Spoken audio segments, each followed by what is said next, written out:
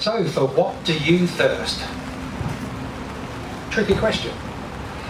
In the movies, there's been many a blockbuster based on someone's thirst for vengeance, or their thirst for justice. Some of my favourite films follow these basic lines. And in the end, the hero wins out, and those that have wronged him, or her, or them, in some cases, pay dearly. All nice and neat. I guess in some ways, I envy those who have those sort of crusades in their lives. I would imagine it offers them some clarity, some direction. After all, everything, every decision would be based on achieving that single goal. It makes decision making a bit simpler. If I do this, does it get me closer to my goal? If the answer is no, then obviously you have to go and do something else. Like the movies, all nice and neat. But life doesn't appear to be like that. Not very neat. We may at times have pressing matters, or a goal we would like to reach. Lose a few pounds, get a new car. That one was just a minute. But rarely can we ignore everything else to pursue it. After all, we all have things to occupy our time. Earning money, getting food, trying to keep ourselves healthy, especially in the current climate. Lots of things, both little and not so little, that grab our attention, that chip away at our focus. So what do you thirst for? In the reading, it starts with the woman just going to a well to get some water. Instead, she gets a free lesson from Jesus. A lesson that really hits home for her. A lesson about the enduring power of the Spirit. I bet she wasn't really expecting that. Well, you don't, do you? You know, pop down the shop for a pint of milk. You don't expect someone to be sat there by the shop and start giving you some teaching on the Spirit, God, etc.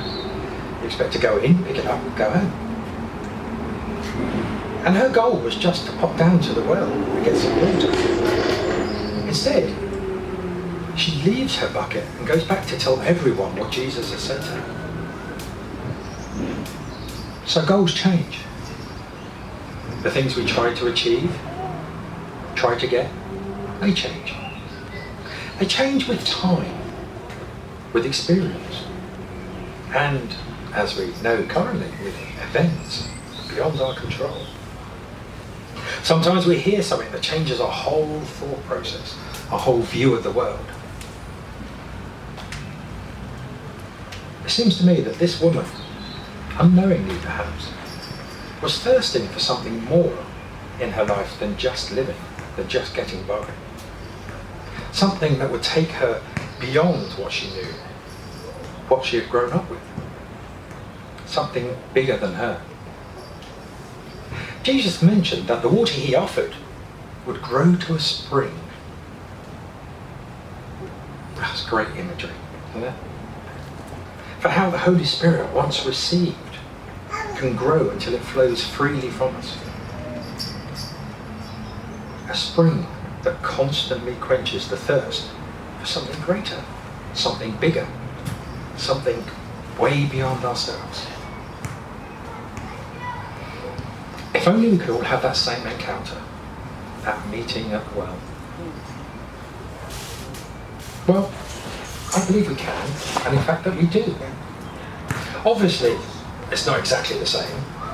Otherwise, all the signs by those old-fashioned wells, particularly in Wales, would say, sit and await a prophet, rather than toss in a coin and make a wish. Well, maybe we could change that. You know, have a duty prophet stationed by each well, waiting to have a chat with anyone who comes along. Maybe not. Does anybody know that number of prophets offhand? No? No. Okay, well, we'll put that on the back burner, maybe for revisiting at a future day. However, the location isn't the thing. It is the outcome, the impact. My, and what I'm going to call, well moment, yeah, phrase, pat bending type thing, Hashtag well moment. Came a good few years ago when I attended the Salvation Army event at Butlins in Bognor Regis. Good old Butlins. I think it was called New Horizons or something. You know, brilliant. I wasn't a member of the Salvation Army at the time or had anything to do with it. I was just sort of seeing someone who was, as you do. While there, I met this old lady who spoke to me. And she only spoke to me because she saw me with the person I was seeing at the time. And she remembered that that person had done her a kindness many years before. I still can't remember exactly what she said to me. But whatever it was, it started my thirst to know more about Jesus. Which led to me studying a lot, reading a lot, surfing the net for all kinds of weird, wacky, crazy stories. And it began the journey that I'm now on. These well moments, as I'm going to continue to call them from now on, so I get used to it, can come at any time, in any place, and can include anyone. It doesn't necessarily have to be a great prophet and teacher like Jesus. I mean, they're kind of few and far between, really, aren't they? It doesn't even have to be a person of a particular faith, or any faith. We just need to be open to it. And of course, we don't know, we could be Jesus in someone else's well moment. Now there's a bit of a mind-boggling thought. Is anyone else now trying to think of encounters they might have had where they might have been that, they might have been Jesus or someone else, and it might have been a well moment? Anyway, that is something to think about. How do we keep ourselves open to experiencing a well moment in our lives? Now, that is all well and good. Yes, pun intended. But what about thirsting for other stuff? How, if our lives are so distracting, do we get to that point? After all, weren't times much simpler then? There were less distractions. There was no Xbox. Can't imagine it. No TV, no computers, no mobile phones. Shocking how they were deprived. All those things that chip away at our attention, steal short minutes from us. So maybe it's about intention and about a little bit about focus. A favourite story of mine. There are two brothers. One has always lived on a farm in the countryside. The other has always lived in the centre of London. The farmer spent his entire life looking after his animals, crops, and enjoying nature. The city brother spent his entire life pursuing a bigger wage packet, a bigger house, a better car. They get together to celebrate the city brother's retirement.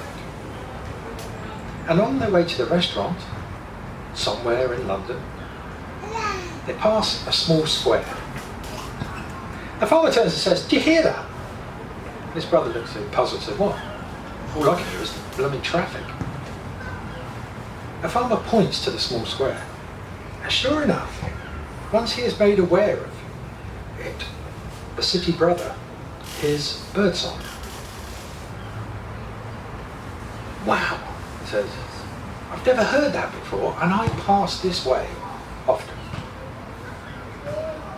So they continue their journey, when suddenly the city brother grabs his brother and says, "Hold on, you just dropped a coin."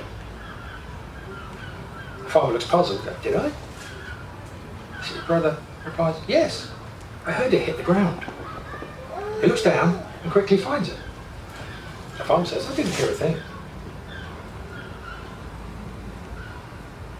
What we thirst for colours everything we do. The farmer's focus was nature, so he heard the birdsong even amongst city traffic, even amongst all of the noise. The city brother was focused on money,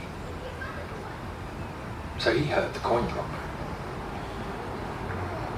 The other difference between these two examples is that The farmer was able to share the experience and give his brother a truly unexpected well moment.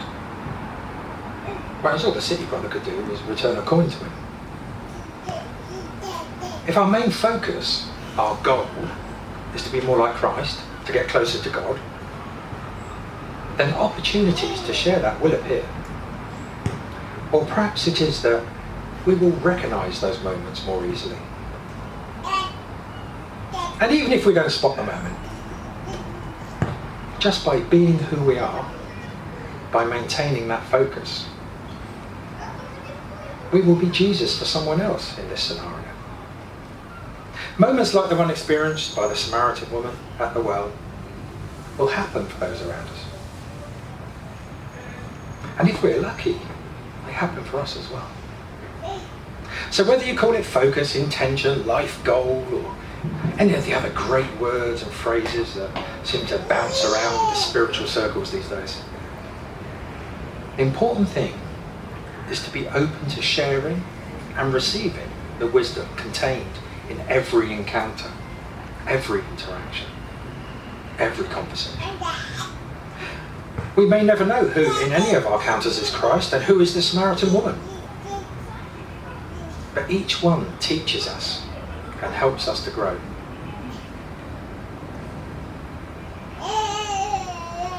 Perhaps if we take the time to grow and tap into the spring Christ talks about, the one that grows inside each of us, perhaps then we can become the wells that others can meet at.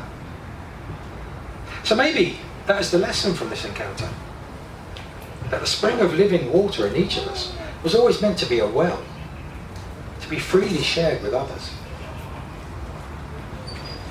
I mean, Christ did it. And surely, as Christians, shouldn't we do it?